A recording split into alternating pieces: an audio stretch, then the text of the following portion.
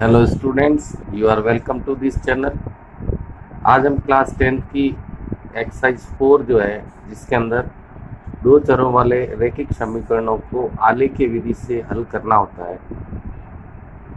आलेखीय विधि यानी graph method से दो चरों वाले रैखिक समीकरण ग्राफ से कैसे हल करते हैं, ये एक बहुत ही महत्वपूर्ण प्रश्न है, क्योंकि बोर्ड द्वारा इस प्रश्न को जो अंक बार दिया है वो है अंक बार 6 दिया है। तो आपको इस प्रश्न को बहुत ही अच्छे तरीके से समझना है, इसका अभ्यास करना है। चैनल को सब्सक्राइब करें, वीडियो को लाइक और शेयर करें। तो शुरू करते हैं आज का टॉपिक। आलेखीय विधि से समीकरण हल करना, यानी ग्राफ द्वारा दिए गए रैखिक युग्म वाले समीकरण को किस प्रकार से हल करते हैं। ग्राफ यहाँ पर दिए गए रैखिक युग्म को, रैखिक युग्म यानी ये पहला दो चर वाला समीकरण है। दो चर का मतलब एक एक्स है और दूसरा वाई, इसलिए ये दो चर कहलाते हैं। ये रैखिक समीकरण है। इसी प्रकार 3x + y = 15, ये दूसरा रैखिक समीकरण है। तो इन दोनों को मिलाकर के हम क्या बोलते हैं, रैखिक युग्म को आलेखीय विधि से, यहाँ पर लिखा है कौन सी विधि अपनानी है आपको, आलेखीय विधि। और आलेखीय विधि का मतलब होता है ग्राफ मेथड, ग्राफ विधि से क्या करना, हल करना। तो सबसे पहला काम तो आपको दिए गए युग्म को आलेखीय या ग्राफ विधि से हल करना है। फिर आगे और क्वेश्चन है, आगे वाई अक्ष, इन ग्राफ का जो वाई अक्ष होगा तथा इन रैखिक युग्मों का जो ग्राफ होगा उनको मिलाकर उनके द्वारा निरूपित रेखाओं से निर्मित त्रिभुज, उनसे बनने वाले त्रिभुज के शीर्ष और शीर्षों के आपको निर्देशांक ज्ञात करने। यहाँ पर देखो प्रश्न डबल हो गया। क्या है डबल? एक तो है कि ग्राफ से हल करना है आपको दिए गए इक्वेशंस को, दिए गई रेखा के समीकरणों को, और इन समीकरणों को हल करने के बाद वाई अक्ष से जो त्रिभुज बनेगा उसके आपको निर्देशांक ज्ञात करने। बहुत ही अच्छा सवाल है, शुरू करते हैं। देखो सबसे पहला काम जो है वो है, हमें दिए गए जो दो चर वाले रैखिक समीकरण है उनकी निर्देशांक सारणी बनानी है। ये बनाने के लिए क्या करते हैं, इसका स्टडी होना बहुत जरूरी, इसका अभ्यास होना बहुत जरूरी है। तो सबसे पहले जो इक्वेशन लिखी मैं यहाँ पर लिखते हूँ, 4x - 5y = 20। हमें क्या करना है, किसी एक चर वाले पद को चयन करना है, यानी या तो हमें x वाले पद का चयन करना है या फिर y के चयन, जो आपको सरल या आसान लगे उस पद का चयन कर लीजिए। तो मैं यहाँ पर x वाले पद का चयन करता हूँ, तो 4x मैंने इधर रख लिया। फिर सीधा ही हमें क्या करना, बराबर में जो 20 लिखा हुआ वो लिख लेना, ये 20। अब समीकरण के नियमानुसार ये -5y जो है इसको मैं पक्षांतर करके दूसरे पक्ष में भेज दूंगा। तो ये 5y पक्षांतर होकर के दूसरे पक्ष में आएगा, तो इसका साइन बदल जाएगा। प्लस का था इसलिए क्या हो जाएगा, सॉरी माइनस का था 5y, तो इधर आकर किसका हो गया, प्लस का हो गया। प्लस का होता तो माइनस हो जाता है। इसी प्रकार हमें ये देखना है कि जो x के साथ गुणांक है उसको भी हटा देना है। जो हटाया गया गुणांक है गुणा के रूप में, और गुणे वाली चीज सामने के पक्ष में जाती है और किस में बदल जाती है, भाग में। तो ये कंडीशन ला करके आपको रखनी है। कैसी कंडीशन कि x या y का कोई भी पद आपको इधर रखना, दूसरा जो पद है चाहे वो x का है y का, उसको पक्षांतर करके दूसरे पक्ष में भेज दे। प्लस का माइनस हो जाएगा, माइनस का प्लस हो जाएगा, और उसके बाद जो x का गुणांक है, कोई सा भी गुणांक है, तो उस गुणांक को भी हटा देना। वो हटेगा गुणांक तो सामने जो भी राशि आई उसमें भाग लग जाएगा। तो हमें इस प्रकार प्राप्त करना है कि केवल हमारे पास ओनली x बच जाए। अब इसी से हम जो है वो क्या करेंगे, इसके निर्देशांक ज्ञात करेंगे। कैसे ज्ञात करेंगे, बराबर में जो y है उस y की वैल्यूज रखेंगे। y की वैल्यू आप 1 2 3 4 5 6 कुछ भी मान सकते हैं। इसी तरह से -1 -2 -3 -4, यानी y की वैल्यू जो है, जैसे अपन सपोज करते हैं, यहाँ पर मैं लेता हूँ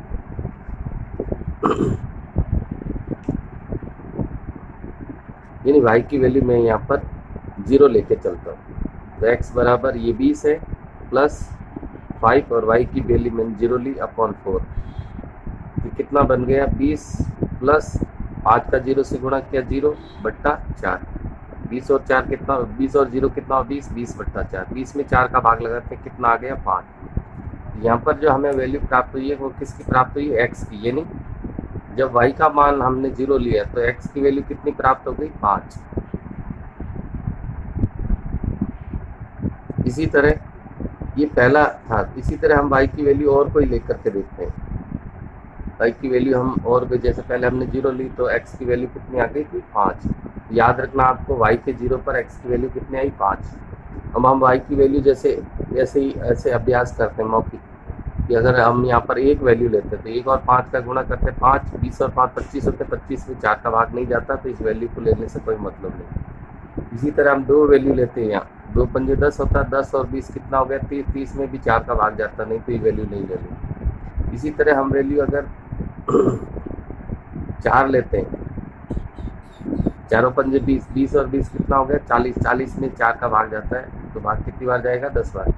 लेकिन आपको ध्यान रखना है कि x अक्ष में जो है वैल्यू वो हाईएस्ट जो है 8 और y अक्ष में 11 से बड़ी वैल्यू नहीं लेनी है। ये एक ऐसा फॉर्मूला है, इसका मैं अभी बताऊंगा क्यों नहीं लेनी है। x अक्ष में 8 और y अक्ष में 12 से बड़ा मान नहीं ले, क्योंकि ग्राफ में थोड़ा प्रॉब्लम क्रिएट करता है। तो हम 4 लिया, 5 लोगे तब भी फिर बड़ी वैल्यू आती रहेगी, तो इससे हम माइनस की वैल्यूज ले लेते हैं। तो -1 लेते थे, 5 एकम 5, माइनस का 5 हुआ, 20 में से 5 गया, 15 में भी 4 का भाग नहीं, 5 दूनी 10, -10 हो जाएगा, 10, 20 में से 10 गया, 10 में 4 का भाग नहीं जाता है। फिर हम लेते हैं -3, 5 3 15, 20 में से 15 जाएगा तो कितना बचेगा, 20 में से 15, 5, 5 में भी 4 का नहीं जाता है। फिर हम क्या करते हैं, -4 लेते हैं, तो ये जाएगा, तो y की वैल्यू मैंने यहाँ -4 ली, तब मेरा जो x की वैल्यू है वो क्या बन जाएगी, 20 प्लस 5 इंटू -4, y की जगह y की वैल्यू -4 ली, अपॉन में क्या है 4,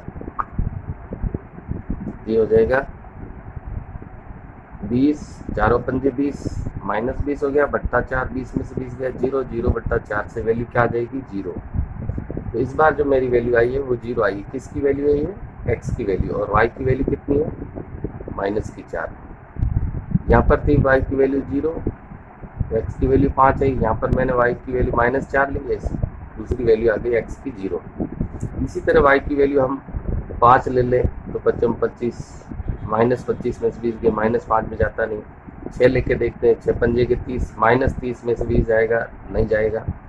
7 पंजे 35, 15 में भी नहीं जाता। 8 पंजे 40, 8 ले सकते हैं, तो 8 लेंगे तो 8 पंजे 40, -40 में से 20 जाता, 4 का भाग जाता है, -20 में 4 का भाग -5, तो वो वैल्यू काम आ सकती है। तो ये था पार्ट ए, इसकी 2 वैल्यू निकाल ली। तीसरी वैल्यू, जैसा कि हम बता रहे हैं कि y की वैल्यू हम क्या लेंगे, -8 लेंगे। उस -8 लेंगे तो फिर उस समय x की वैल्यू कितनी बनेगी, देखो -8 से 8 पंजे 40, -40 में से 20 गया, -40 में से 20 गया, माइनस का 20, -20 में 4 का भाग जाता है, माइनस के 5 बार। तो ये तीसरा समूह एक और हो गया। जब y की वैल्यू -8 लेते हैं तो x की वैल्यू -5 आएगी। इसी प्रकार ये सारी वैल्यूज अपन क्या करते हैं,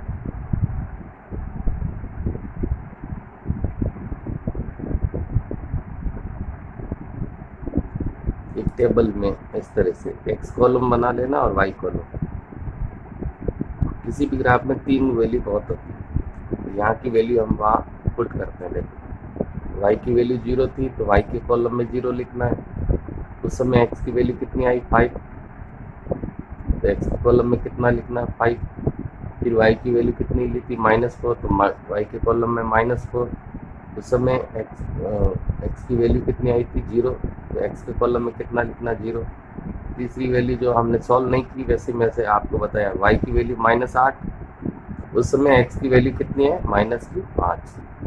ये इक्वेशन कौन सी, पहली इक्वेशन का आ गया, यानी ये 4x minus 5y equals to 2। इस इक्वेशन की ये निर्देशांक सारणी है इस इक्वेशन। अब इसी प्रकार इसको सॉल्व करते हैं, देखते हैं। ये था 3x plus 5y equals to 15। जो काम इसमें किया वो का वो इसमें करना, कोई भी एक पक्ष इधर रखना है। तो हम 3x इधर रख ले तो कितना बचा 15। ये 5y पक्षांतर करेंगे कितना हो जाएगा माइनस का 5y। आगे इसको सॉल्व करते हैं, x का गुणांक हटा देते हैं 3, ये हो जाएगा 15 माइनस 5y अपॉन 3। यहाँ पर भी वही काम करना, y की वैल्यू रखनी और x की वैल्यू फाइंड करनी। यहाँ पर मैं y की वैल्यू 0 लेता हूँ सबसे, 0 1 2 3 4 5 ऐसे लेना, और फिर माइनस का भी 1 -2 -3 -4 इस प्रकार ले सकते हैं। तब x की वैल्यू क्या आ जाएगी, देखो 15 माइनस 5 इंटू वाई की वैल्यू हमने 0 ली बट्टा 3, तो ये हो जाएगा 15 माइनस 5 का 0 से क्या 0 बट्टा 3, यहाँ आ गया 15 बट्टा 3। 15 में 3 का भाग कितना बार आ जाता है 5 बार, यानी x की वैल्यू 5 है और y की वैल्यू हमने कितनी ली थी 0। y की 0 वैल्यू पर x की वैल्यू 5 आई। तो यहाँ पर मैं दूसरा जो है इक्वेशन उसकी भी टेबल बना लेता हूँ।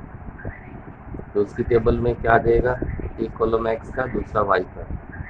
यहाँ पर y की वैल्यू मैंने 0 ली, तब x की वैल्यू कितनी आ गई 5।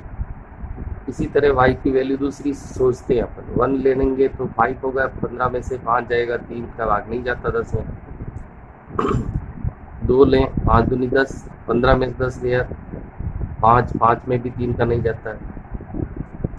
3 लेते हैं तो 5 3 15 हो जाएगा, तो y की वैल्यू यहाँ पर कितनी सजेस्ट हो रही 3।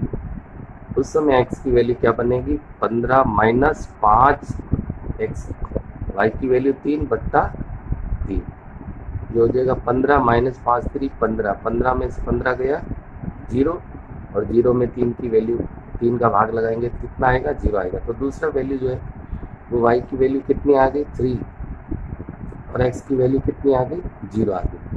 तो इस तरह अपन तीसरा मान भी निकाल सकते हैं, लेकिन ग्राफ में 2 मान ही पर्याप्त होते हैं, यानी 2 निर्देशांक है तो हमारा काम चल जाएगा। लेकिन अगर डाउट है तो आप तीसरा मान और निकाल लीजिए, जिससे थोड़ी आसानी रहती है। तो हमें ये भी ध्यान रखना कि x में हाईएस्ट वैल्यू 8 और y में हाईएस्ट वैल्यू 11, ये लेना चाहिए ताकि आपका ग्राफ सुविधापूर्वक हल हो जाए।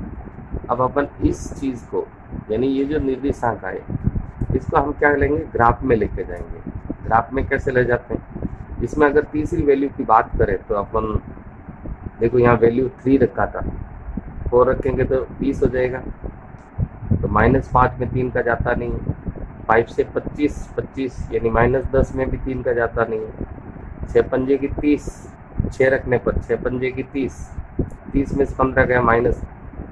हाँ, तो यहाँ आ रहा है, यहाँ क्या आ रहा है, अगर हम कौन सी वैल्यू ले, y की वैल्यू कितनी ले 6 ले, तो देखो 6 से 6 पंजे की 30, -30 में 15 गया, तो -15 बचेगा, -15 में 3 का भाग कितनी बार जाता है -5 बार, तो x की वैल्यू कितनी बनेगी -5। ये वैल्यू भी अपन ले सकते हैं इसमें चाहो तो, y की वैल्यू 6 है और x की वैल्यू -5 है। इसको हम ग्राफ में लिख के जाते हैं, तो आपको ध्यान देना ग्राफ में इसको किस तरह से ले जाते हैं।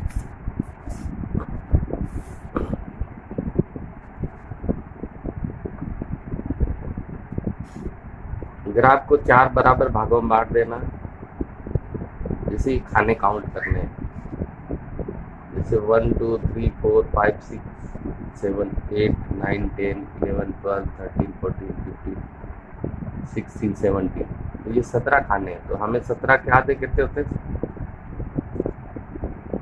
17 के आधे 8.5 नहीं लेना, एक तरफ 8 खाने ले लेना, एक तरफ 9 ले लेना, इससे कोई फर्क नहीं पड़ता। यानी कि डिवीजन ऐसे करना ग्राफ को 4 भागों में कि खानों की संख्या बराबर रहे, और कब बराबर नहीं हो रही है तो एक तरफ एक खाना ज़्यादा रख के एक सीधी लाइन खींच देनी। इसी तरह ये सीधा स्ट्रेट हो गया, इसी तरह ऐसे भी आपको वही बराबर खाने लेकर के लाइन खींचनी। तो ये जो जो सीधा अक्ष है यानी भुजा की तरह, वो भुज होता है जिसको हम एक्स अक्ष बोलते हैं। ये यहाँ पर एक्स लिख देना आपको, ये जहाँ दोनों कटता वो मिल बिंदु 0, और ये हो जाएगा एक्स पूरक एक्स डैश। इसी तरह ऊपर जो है वो क्या हो जाएगा वाई, और नीचे जो हो जाएगा वो हो जाएगा आपके वाई का पूरक। यहाँ से कैसे निर्देशांक लिखने, यहाँ से लिखने, देखो ये खाना छोड़ने के बाद यहाँ जो पहला है वहाँ निशान लिखा के 1, फिर अगले खाने पर यहाँ 2, यहाँ 3, इसी प्रकार 4, फिर 5, इस तरह से लिखने। इधर उल्टे हाथ में एक खाने के बाद -1, फिर -2, -3, -4, -5, -6, -7, ऐसे कैसे। y में ऊपर जो मान चलेंगे वो +1, +2, एक खाने के बाद +1, दूसरे खाने +2, +3, +4, +5 ऐसे। इसी तरह नीचे जो है y के अक्ष पर -1, -2, -3, -4, -5, -6 ऐसे चलेंगे। तो याद रखना राइट हैंड में जो एक्स अक्ष पर चलेंगे वो प्लस में चलेंगे, लेफ्ट में माइनस में चलेंगे। इसी प्रकार वाई में ऊपर की तरफ प्लस में चलेंगे और नीचे की तरफ इसमें चलेंगे मान माइनस में चलेंगे। तो हम यहाँ पर जो हमारा जो था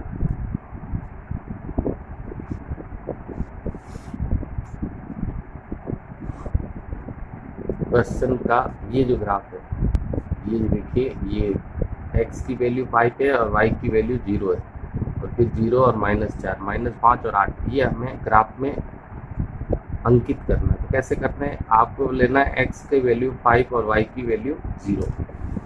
तो हम x अक्ष पर चलते हैं, ये रहा x का अक्ष, इस पर हमें क्या लेना 5, ये वाला बिंदु हो गया, और y की वैल्यू 0, ये y अक्ष है, इसका 0।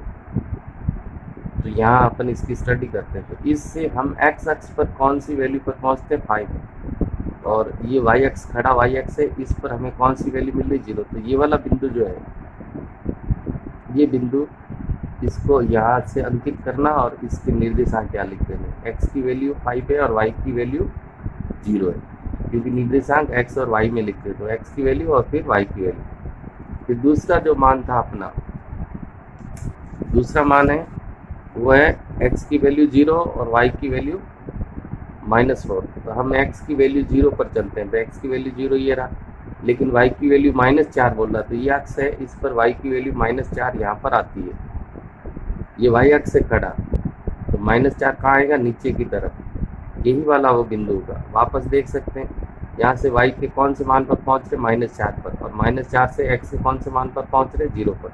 तो ये वाला बिंदु हो जाएगा x का 0 मान और y का -4 मान। दो निर्देशांक पर्याप्त होते हैं ग्राफ खींचने के लिए। चाहे तो तीसरा निर्देशांक भी अपन ले लेते हैं।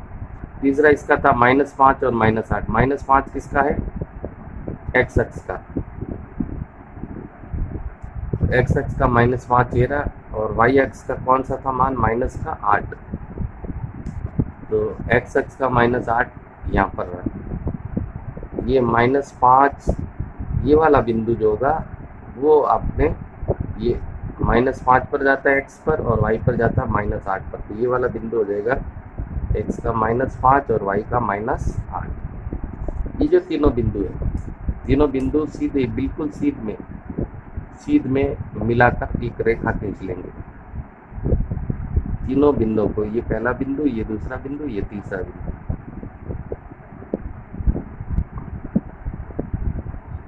ये रेखा, इस पर हम वो जो इक्वेशन था, समीकरण थी, वो जहाँ भी जगह मिलेगी लिख देंगे 4x - 5y = 20। ये पहली जो इक्वेशन, पहली जो समीकरण थी, उसका ये आलेख आ गया, उसका ये ग्राफीय लाइन आ गई।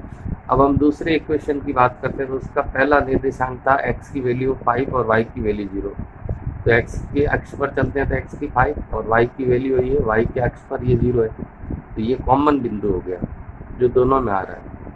तो ये लिखा हुआ है x की वैल्यू 5 और y की वैल्यू 0, यानी यहाँ से x अक्ष में 5 मान आ रहा है और यहाँ से y अक्ष पर जाएंगे तो 0 आ रहा है। तो यही वाला बिंदु होगा। फिर उसका दूसरा वैल्यू था 0 और 3। 0 किसकी वैल्यू होगी, x की। x अक्ष पर 0 कहाँ है, ये रहा, और y अक्ष का कौन सा मान लेना है, 3। तो y अक्ष में 3 यानी ऊपर चलना पड़ेगा प्लस के मान के लिए। तो वाई एक्स का 3 ये रहा। ये निर्देशांक किसका हुआ, x की वैल्यू 0 और y की वैल्यू 3 होगी। क्यों हुई, यहाँ एक्स अक्ष पर कौन सी वैल्यू है, 0 उस बिंदु के सामने, और यहाँ से जब बिंदु पर आगे चलते तो वाई अक्ष का कौन सा मान मिलता, 3। तो ये 0 और 3 का बिंदु हो गया। अब हमारे पास एक वैल्यू और है 6 और -5 और 6। तो एक्स अक्ष का कौन सा वैल्यू देखना, -5, ये रहा एक्स अक्ष का -5, और वाई एक्स का कौन सा मान देखना, प्लस का 6, ये रहा प्लस का 6 ऊपर है, ये वाई एक्स का प्लस का 6 और एक्स एक्स का -5। तो ये वाला बिंदु होगा, ये जो बिंदु है एक्स एक्स का -5, यहाँ से -5 पर पहुँचेंगे और इधर वाई एक्स पर 6 पर पहुँचेंगे। तो ये हो गया आपके -5 और 6 का बिंदु। अब हमारे पास इसमें भी 3 बिंदु आ गए, और तीनों बिंदुओं को स्केल के सहारे से हम क्या कर लेते हैं, मिला लेते हैं। ये तीनों बिंदु आप मिला दीजिए, ये हमने तीनों बिंदु इसको मिला दिया। मिलाते ही इक्वेशन की दूसरा जो इक्वेशन था, जो था 3x + 5y = 50, इसका ये ग्राफ आ गया। मान लेते हैं ये ए बी लाइन थी और ये कौन सी है, सी डी। ये दोनों जहाँ मिल रही है वही इसका आंसर है, यानी यहाँ अपने रिजल्ट आ गया x = और y = ये पहला निर्देशांक 5 है, यानी ये x की वैल्यू 5 हो गई। दूसरा निर्देशांक कितना है, 0, तो y की वैल्यू कितनी होगी, 0। ये x और y की वैल्यूज आ गई। तो जहाँ ग्राफ एक दूसरे, ग्राफ की दोनों रेखाएं, युग्म की दोनों रेखाएं जहाँ एक दूसरे काटती है, वही अपने क्या हो जाएगा, उस युग्म का हल हो जाएगा। हल क्या आया, x की वैल्यू 5 और y की वैल्यू 0। अब ये एक प्रश्न इसमें और बोल रहा था कि इन युग्म की रेखाएं ये है जो आप इसमें क्रॉस कर रही है, और वाई अक्ष जो कि मैंने जहाँ पेन रखा वो वाई अक्ष से खड़े वाला। तो इससे त्रिभुज कौन बन रहा है, सपोज इसको मैं बिंदु ए मान लेता हूँ, ये बिंदु ए हो गया, इसी तरह ये बिंदु बी हो गया, और वाई अक्ष का बिंदु सी। ये देखो ए बी और सी से क्या बन रहा है, त्रिभुज। तो यहाँ पर जो त्रिभुज ए बी सी बन रहा है, त्रिभुज ए बी सी के निर्देशांक वो आपसे पूछे थे। तो ये त्रिभुज बना, इसके ए बी और सी के निर्देशांक, ये जो बिंदु है वो कहाँ पर है, 0 और -4 पर। ये पहले बिंदु के निर्देशांक है। बी कहाँ बनता है, यहाँ पर ये हो गया 5 और 0। सी कहाँ बन रहा है, यहाँ पर 0 और 3। ये बिंदु के, उस बिंदु के क्या हो गए, निर्देशांक। तो ये जो आंसर हम यहाँ लिख रहे हैं, ये आंसर त्रिभुज एबीसी के निर्देशांक वाला और x और y की वैल्यू वाला, ये आपको उसमें जहाँ आपने निर्देशांक सारणी निकाली वहाँ पर भी लिखना है। और इसका पैमाना है जो आपको